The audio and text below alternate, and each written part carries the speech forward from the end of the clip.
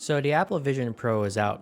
Now what? So yeah, for all the people who've been following me up to this point, I've decided to just change the focus of my channel a little bit and yeah, focus on the things that are a bit closer to me and things that I can talk about a bit more confidently, which is about design. While art was great to talk about, I didn't really focus too much on the art, but art does inspire me quite a bit in design. So yeah, I mean, that's where I am. And yeah, now I'm going to talk about the Apple Vision Pro and where does that take us designers in the future. So by this point, the Apple Vision Pro has been out for a few days. And yeah, now what?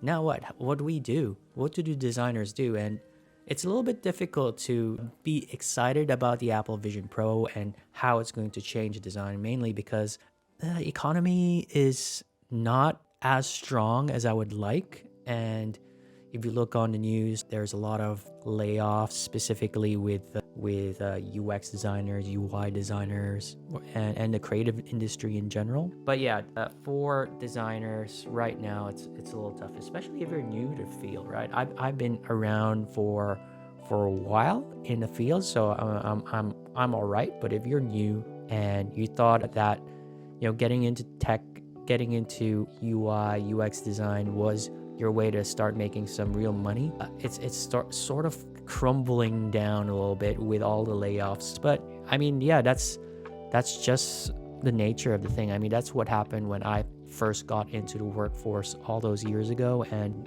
work back then was just not too stable, not too great, and I had to take a big pay cut, about 30% during the last major recession. But so far so good. I am doing all right, and hopefully you are too. So back onto why spatial design or immersive design is the thing to get into. So in this video, we're going to be talking about why spatial design is the future of design. And before we even think about talking about that, let's talk about the past, 2007 to 2010. So these were the early smartphone years, right? So back then, there was no demand for digital designers, and I'm calling them digital designers because that's what we used to call ourselves back in the day, because there was no such thing as UI, UX designers. So if you were a digital designer, you did website design back then, and website design, at least where I live, wasn't really in demand. And back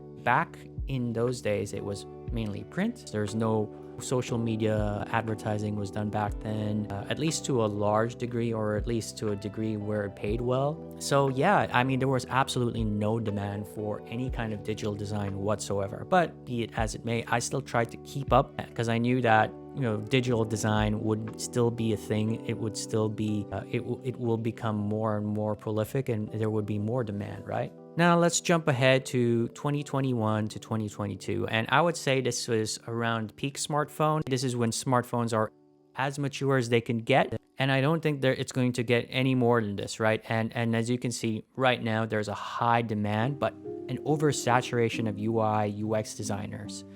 And that's where you see a lot nowadays in 2023, 2024, around that time, when you start seeing a lot of layoffs. There was a lot of demand because of the pandemic, and most companies now are essentially tech companies, right? They're either building their own apps, or they're into social media advertising, social media content. There's hardly any opportunities for print anymore. Now, fast forward to today. In 2024 is the dawn of spatial computing. And you'll start seeing some really interesting parallels to the early years of smartphones, right? There's not really much demand for spatial computing design per se at the moment. However, I believe that the transition from no demand to a lot of demand is going to be a lot faster this year. And I believe that it's primarily because a lot of companies in the past were not designed for that, or not built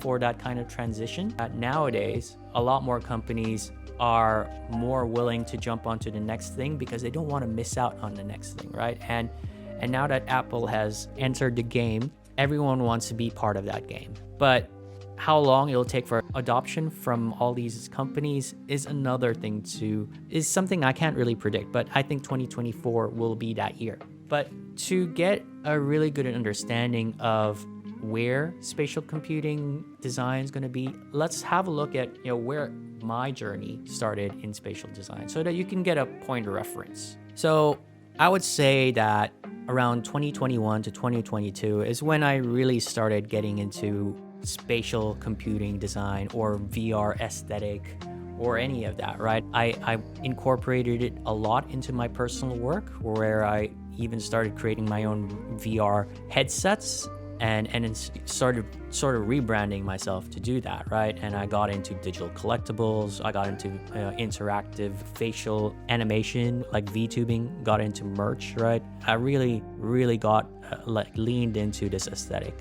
And this is partly two reasons. One, I've been working professionally for like a long time, and I felt like my style was fading away, it was disappearing. And I no longer had a style. It was too corporate and too normal. And I felt like I needed to get away from that. And the other reason was that I actually was working a semi-government job at the time, and I really had to let go of my own personal style for that job. And I knew that that job was also coming to a natural conclusion, right? And because of that natural conclusion, I knew that I really needed to reinvent myself. And I knew that the prestige of that job will not last forever, right? It was for a major event where I live, and that major event is now over. It's been over since 2022. It took a while, but yeah, what I could say is that in those early years, there was actually not much demand for my work, and I tried getting into digital collectibles where I saw my demand, but digital collectibles or NFTs didn't really pay that well, and the people who wanted my skill set weren't able to pay for my years of experience. But I still pushed on. I really wanted to then develop my own style, and I've kept it. And in 2023, I kept building my work up. While there was no demand for it, I could see that there would be demand. And around the middle of 2023, when the Apple Vision Pro was released, I knew that I had to start building up my spatial design portfolio, right? And I spent the better part of 2 months trying to find the perfect software to do that. And I was prepared to learn Unity. I was prepared to learn whatever Apple was giving out at the time, which was Reality Composer Pro. But I felt like those options were either too convoluted for my purposes or not powerful enough. And that's when I discovered Bezier, right? And Bezier had these challenges. And those challenges, I took advantage of them. I took advantage of them as much as possible. And those challenges, I mainly took them on so that I can build out my portfolio, right? The challenges were essentially briefs. And the briefs were just prompts for you to start building something using their platform. Now, before I go talk about it a bit more, I want to talk about Bezier specifically. Now, Bezier is a spatial design prototyping tool, very similar to Figma. And I compare it to Figma because Figma is essentially a designer's prototyping tool. You can use it to design interactive mockups that will eventually be handed over to a developer so that they can turn it into real apps. And what you do on Figma is you do the design, you get sign off from it from all the stakeholders, and then once they approve it, then you can spend the money in development. And that's the same workflow as this. And that's great for me because the thing about Unity is that it was both development and design at the same time. And I could not handle doing both at the same time. Now, Bezier allowed me to create these wonderful examples very, very quickly. So the first one over there on the left was the first thing I've ever created on Bezier, and I lean heavily on my 3D experience on it. And you can tell, like, it was mainly 3D, very little interactions. I used my strengths in design as much as possible and try to make some kick-ass work. But as I started learning the software a bit more, I learned how to make things more interactive, right? So the second example, the Virtua Deck, I learned to make more interactive objects, right? So the first one was just a singular interactive thing where a button makes something pop up.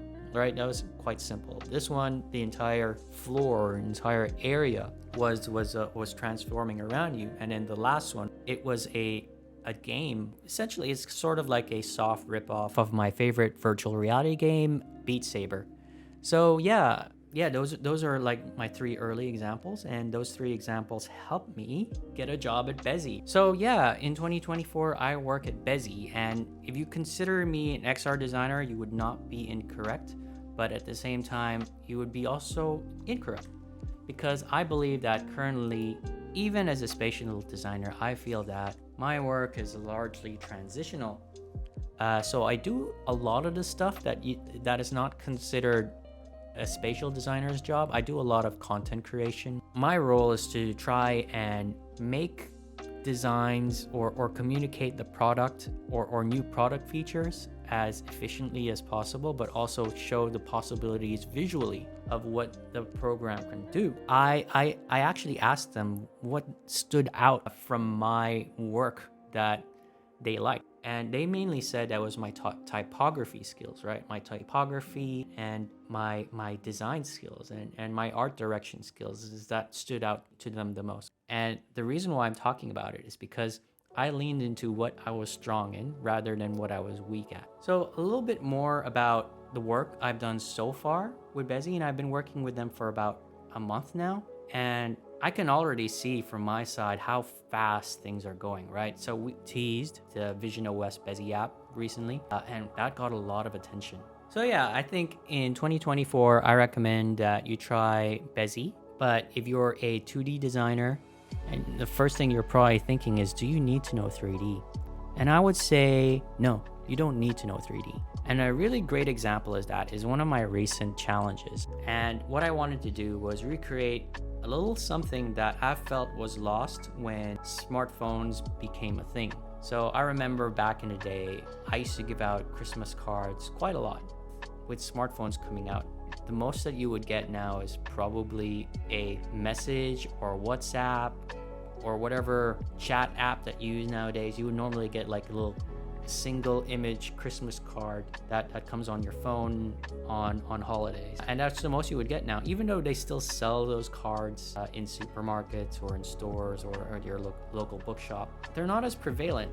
I really missed that from my youth, right?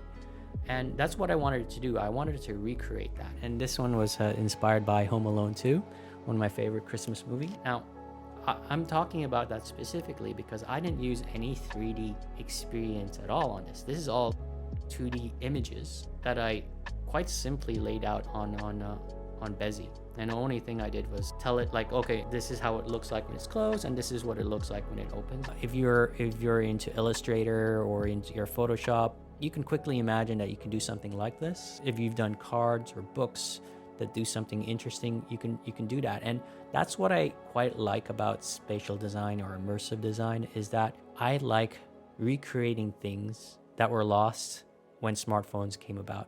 If you have any experience in 2D design and you want to recreate something that you felt was gone because of smartphones, I recommend you try and do that. I recommend you try and recreate things that you don't see anymore, but you want to bring back in 2024. And I think now is the best time to do it because, you see, we're in the transitional phase where there is no best practice for anything. No one's out there saying, no, this is the wrong way to do it. And so long as you do something and it creates some kind of value, I think that's where this space is so exciting. And if we go back into the early days of smartphones, I think one of the first things that many people designed for smartphones were fart apps, right? Fart apps or beer drinking apps, where if you took a phone, right, and there was like a beer drink inside the phone, and then as you tilt it over, like the animation looked like you were drinking beer. That was quite fun. Those were the early days, and there were no rules because there's this new tool that you can with so many possibilities. Nowadays, you don't have any of those cool interactions anymore because smartphones are so mature. And I think this is the best time to explore, to experiment, see how far you can go, and build your portfolio up. I think that's the most important thing. I recommend you try out Bezzy or any other software out there, but I think Bezier is just the easiest way for you to start building right now. So yeah, I recommend lean into your strengths. If you're strong in typography, lean into that, right?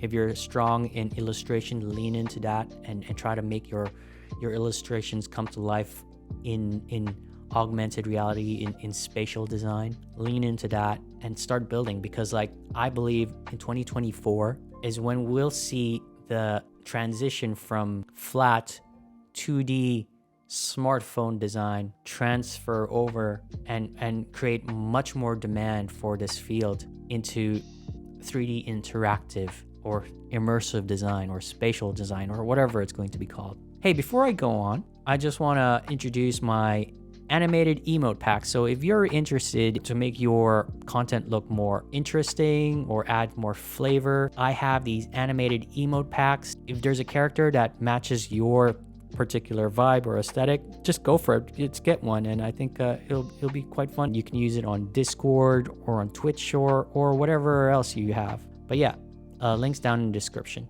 So yeah, a lot of rambling here, but I hope you found some kind of value out of it, because yeah, it's totally unscripted, totally chill, and that's where I'm going to take this channel forward. I'll be mainly talking about design, immersive design specifically, because that's what I'm into at the moment.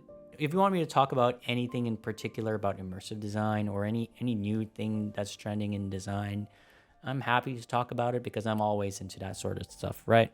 Thanks for listening if you got all the way here. And yeah, if you're interested in my emotes, go into my Gumroad. I really appreciate it. I actually have like some free emotes there. Maybe I'll throw in a discount for you guys as well in the description. So yeah, see you guys, and I'll see you in the next one.